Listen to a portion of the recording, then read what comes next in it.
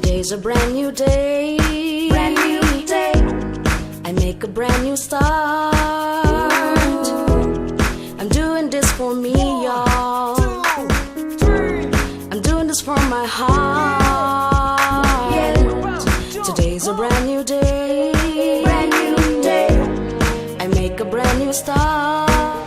Good evening, Guyana, and welcome to another episode of the Fit It reality show, the 8th episode actually. And of course, my name is Jasmine Harris. We have a packed program for you guys this week as usual, and it's going to be lots of fun with loads of information. Last week we were down at the Jagan Dental Center to deal with oral health and how it ties into bodily health. This week we're going to continue with the Chief Medical Officer from the Ministry of Health, and he's going to tell us some consequences of non-communicable diseases. But first, let me just tell you guys, we will be going in depth with 2 persons each week from this show. So stay tuned so you can get a little in their face every week. But let's go straight into the Chief Medical Officer now. Hear what he has to say. I'm Dr. Shamdeo Prasad, the Chief Medical Officer of Guyana, and I guess in this position I am the Public Health Specialist and the main technical head of the Ministry of Health. Well, non-communicable diseases are a large group of conditions, diseases that affect a wide cross-section of persons from even childhood. They are usually not related to directly an infectious agent, but more and more as we're researching now, we're finding that even some types of cancers are associated with some infectious agent. Non-communicable diseases are a major challenge now, not only in Guyana but across the world. As a matter of fact, the Caribbean has stepped forward in a major way, in leading the way actually in signing the Declaration of Port of Spain, and to focus attention of health ministries across the region on the challenges of non-communicable diseases.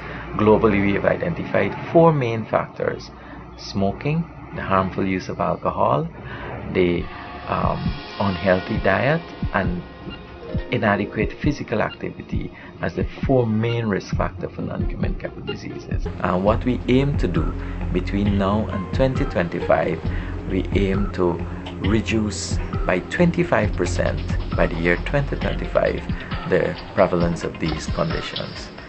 Now, coming back to the risk factors, I think people don't always connect these. And when you say smoking, everyone thinks sometimes about just lung cancer, but smoking has a lot of other implications, including we've been able to prove now that smoking is related to certain forms of cancers and other kinds, high blood pressure, heart diseases even.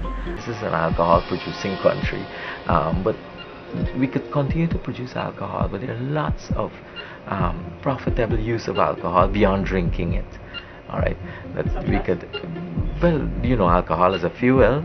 Alcohol can be used in a lot of medical products, cleansers. There are a whole range of things that you could use alcohol, and we do export bulk alcohol here. We do have our prize rums that we pride ourselves on, and you know, I've been saying this now and then that even small amounts are probably even helpful, but the harmful use is what we're talking about, the excessive drinking, which can lead to so many individual health problems. It also has consequences for our society. You know, we link motor vehicle accidents a lot to alcohol consumption and drunken driving. We link domestic violence and violence on a whole in society, men on men violence, you know, all the fights and all kinds of things that happen are linked very closely to alcohol consumption. And of course, there's a cost to all of this individual care. Families are robbed sometimes of, you know, their loved ones to care for them. So every week, for example, I sign off on cremations here, and every week you see 34, 35 young men die from heart attacks. Wow! Did you guys hear the stat on deaths per week? But on a brighter note, you guys can still make a change with 30 minutes of exercise for at least 3 times every week, and you will be on your way to healthy living. Remember, this show is all about encouraging Guyana to keep fit, eat healthy, and live better lives. Promises are never a comfort to a fool here on Fitted Guyana, as we give you an in-depth on Azad Khan. But wait, let me advise you, get those pens and papers out, because the Sterling Products trivia question can pop up at any time. Check out Azad Khan now. He's been trying very hard to work, especially when he gets the time. If he gets the time in the mornings, he would come in the mornings. If he gets the time in the afternoons, he would come in, push himself. He works hard. I'm here at the Interline Fitness Gym, and I'm here to do my daily routine. We basically spend about 45 minutes on the elliptical and then touch it up around. When he comes to the gym, you can see him focusing on what he has to do. Very much pleased the way how my body reacts, because I exercise and I try to push it when I have the time. Because I can't come in, there's time I can't come in the gym every day, but maybe every other day I try as much as I could. I'm the owner for Westside Taxi, and sometimes I face challenge with staff whereby I might get fit in. Someday I might get fit in 2 shifts, Someday I work like 16 hours, someday I don't have to work. My wife, she's very supportive. Today I wasn't in the gym, and this morning to be honest, since I wasn't here today, I didn't even remember about the gym today. And this morning when I wake up, she was like, okay, what time you want to come and release you? I was like, for what? She said, you're in my gym today, very supportive, and I'm thankful for that. 9074. The first day on signing up the form, he wasn't into it. He said if he didn't feel like going, so I told him yes. He went to the gym all the time. He said yeah, looked like he making effort, so I told him to sign up and do it. But he said, what about if you have to go on trips?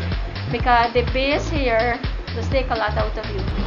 Sometimes if you plan to go 5 days a week, sometimes not enough, might be 2 days a week. Extra time you have to spend here. Steam greens, not too much was in it for like a everyday something, but now since he gone to the gym and they say more greens, more fruits, so kinda getting into it more than before. I wasn't like some greens I can eat, like especially like bura, that don't go wrong. So I don't really do it often, but since he go in the gym and he said he into it, trying to really lose some pounds that he gained, so we working towards it. It's been hard being the trainer, and because I have to train both the persons from the Weight No More and other persons in gym. Yeah, my favorite thing is the elliptical, which I spend more of my time when I come in the gym. Try to spend most of my time at the outside doing cardio, not much on the weights. Can't tell the trainer, she says out here I'm not needed so much in there, so I stay on it. Can't always tell what I want people to come. I got some friends that be very supportive. They just come work side me and they just help me to work more long, because come we sit down, we gap something and I even realize I've half an hour done. I tell them, I said, this is a fat people machine. My kids, they